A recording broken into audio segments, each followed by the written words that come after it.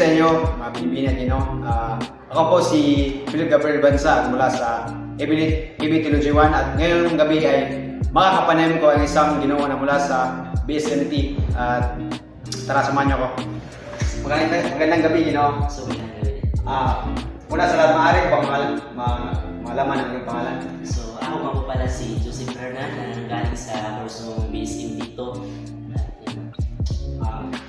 So ngayon, meron akong tatlong katanungan sa iyo. Maaari ba? Ano ba ito? Okay lang. So, sa unang katanungan, para sa iyo, ano ang chismisan? So, ang sismisan ay isang pag-uusap o pagkukwentuhan tungkol sa mga tao. Kadalasan ay mga bagay na hindi naman siguraduhan o makatutukanan. Maaari rin itong mag-isang informal at kadalasan na ito ay isang haka-haka, bulong-bulungan o kwentong hindi naman nakabatay sa katotohanan. Sa madaling salita, ang chismisan ay isang pagkalat ng chismis. Maraming salamat. At sa pangalawang katanungan, para sa iyo, bakit mayroong chismisan? Para sa akin, yung chismisan dahil ito ay kagustuhan ng mga tao.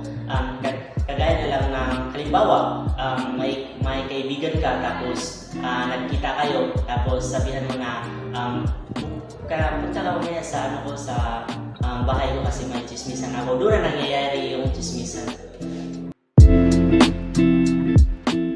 Katanungan, paano masabi na ang chismisan ay isang uri ng komunikasyon? Ang chismisan ay masasabi kong isang uri ng komunikasyon dahil ito ay may proseso ng pagpalitan ng salita, bagayan ng mga idea o informasyon. Kahit ang informasyon ay hindi palaging tumpak or totoo, katulad din ng ibang informasyon, mayroon itong mensahe, channel, yung message, saka yung feedback. Ay masasabi ko ang chismisan ay isang uri ng komunikasyon.